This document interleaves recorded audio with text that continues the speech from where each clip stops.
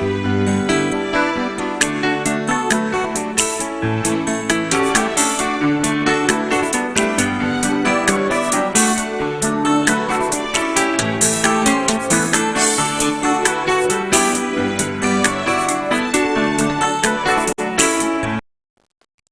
za saizi mpendwa mtazamaji na mfuatiliaji wa Ushindi Online Solution. Karibu tena katika video ya mafunzo katika matumizi ya mfumo wa ESS. Na kwa leo nitaelekeza namna ya kuomba uhamisho kupitia mfumo wa ESS. Sasa katika ESS au katika uhamisho kuna aina tatu za uhamisho. Aina ya kwanza ya uhamisho ni uhamisho wa kawaida ambao unaama kutoka halmashauri moja au kituo cha kazi kwenda kituo kingine. Aina ya pili ya uhamisho unahama kwa mfumo wa kubadilishana. Yaani hapo tuseme wote ni uhamisho isipokuwa ni unahama kwa kubadilishana, ni aina ya pili ya uhamisho. Hapo aina ya tatu unaomba nafasi kule unapohamia. Sasa nitaelezea aina zote za uhamisho na ipi nzuri kutumia unapotaka kuhama. Sasa katika channel yetu ya Ushindi Online Solution kuna video tulishazituma, video kama 3. Video ya kwanza tulielekeza namna ya kuomba uhamisho wa kawaida. Video ya pili tulielekeza namna ya kuomba uhamisho wa kubadilishana. Lakini video ya tatu ya leo ndio tutaelekeza namna gani ya kuomba uhamisho wa vacancy request. Sasa kabla sijafika kwenye hatua kuelekeza namna ya kuomba vacancy request, kuna mambo mawili ambayo niyaelekeze. Jambo la kwanza, tutambue aina hizi za uhamisho zipoje na ipi nzuri kutumia kama unataka kuhama kirahisi.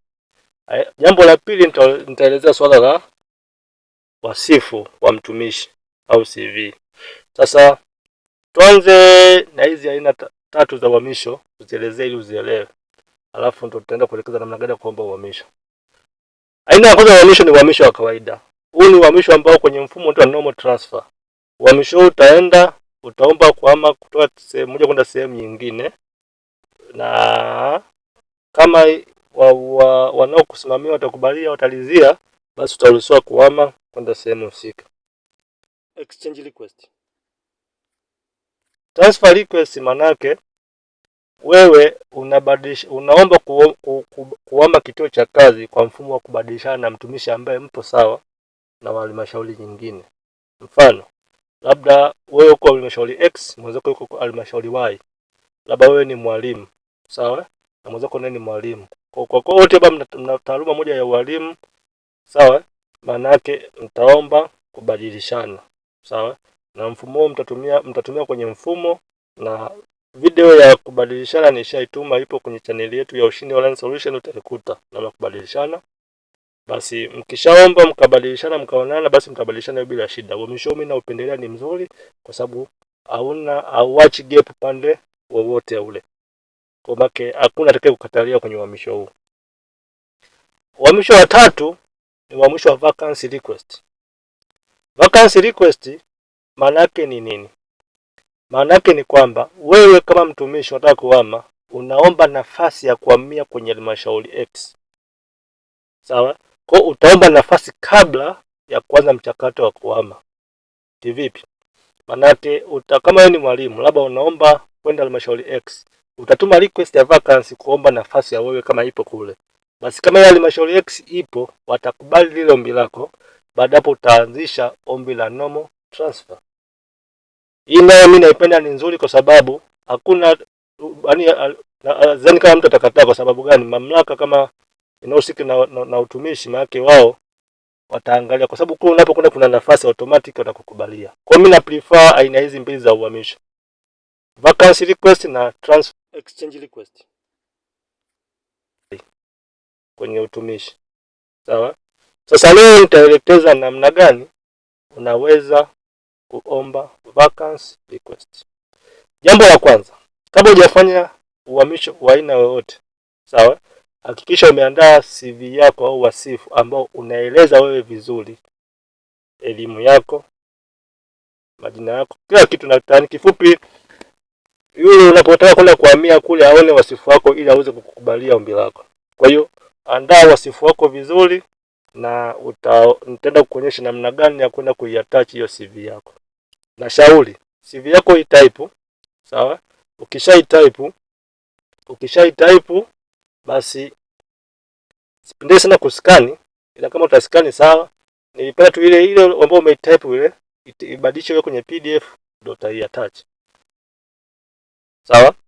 Kama una changamoto ya CV una sample, basi unaweza ukawasiliana na mimi, nitakutumia sample ya CV ili uweze kuedit tu. Sasa twende namna gani tunaattach CV na vivyo namna gani tunakwenda kuomba vacancy request. Sasa utakwenda kwenye moduli, kwenye EACC yako utaingia, utafungua hii moduli inayoonekana hapa, hii uhamisho, utagonga. Baada ya kugonga hii uhamisho itafunguka kama unavyoona. Huku kushoto kuna vimsai vitatu. Utakuja hapo utaona kuna sehemu imeandikwa my CV. Utagonga hapo my CV. Basi hapo kwa sababu mimi nisha attach, basi hapo utaona kuna button juu imesema change CV kwa sababu nisha attach. Lakini kama utakuja hapo utaona hapo inasema add CV. Kwa hiyo CV yako ya PDF utaiweka hapo, utaisave. Basi baada ya kusave sasa ndio utakuja kuuliza sasa uendelee na michakato yako mingine. Sasa tuende sasa kwenye vacancy request. Tukirudi nyuma kidogo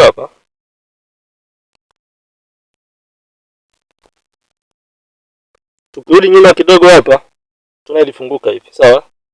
Tunaona hapa kuna transfer request, vacancy request, incoming request, on exchange request. Tunaona hapa imesema vacancy moja, lakini nilijaza mimi vacancy moja. Sasa ili kufanya hiyo task utabonyeza hapa juu kwenye vacancy, au utabonyeza kwenye hivi vidoti vitatu hapa. Hivi vidoti vitatu kushoto utabonyeza, utaenda hapa, sawa? Utachagua vacancy request. Tuchukue vacancy request, mimi nitaifuta hii. Sawa?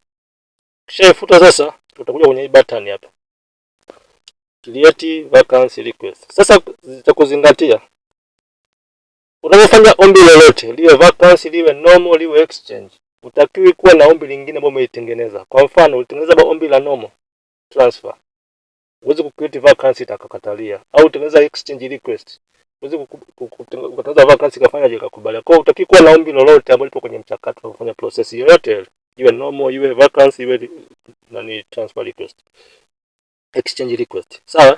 Kwa utakwenda kwenye vacancy, utagonga vacancy, sawa? Baada hapo utaonyesha taarifa zako, utaona hapa to organization. Kwa mimi nitachagua halmashauri yangu ninayoitaka yoyote ile. Kwa mimi nitasearch halmashauri. Sawa? Baada ya hapo hapa kuna hii kidash unakiona kinachoonekana hapa. Juu kuna kibox kimeandikwa with categorization. Sasa hivi si categorization usiweke tick. Ila utaweka tick endapo kuna haya yafuatayo. Labda hiyo taasisi unayohamia unafanywa recategorization, maana kuna mabadiliko ya mshahara, utaweka alama ya tick. Sawa? Labda nitoe mfano hapa. Mfano gani? Kwa mfano unakuta mtu ulikuwa mwalimu, unabadilishwa kwenda kufundisha chuo kikuu, lecturer wa chuo kikuu. Kwa hivyo kuna aina nyingine ya mshahara, yani unahama taasisi, maana kuna grade tofauti ya mshahara.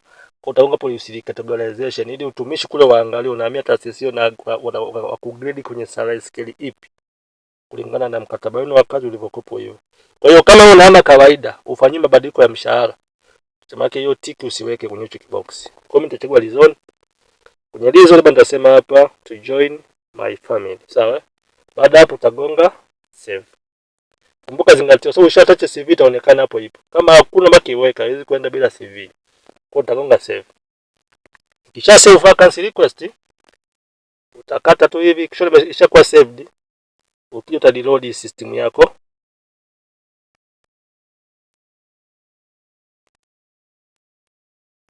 Ukisha hivi utakuta lile ombi liko sasa hapa chini linaonekana.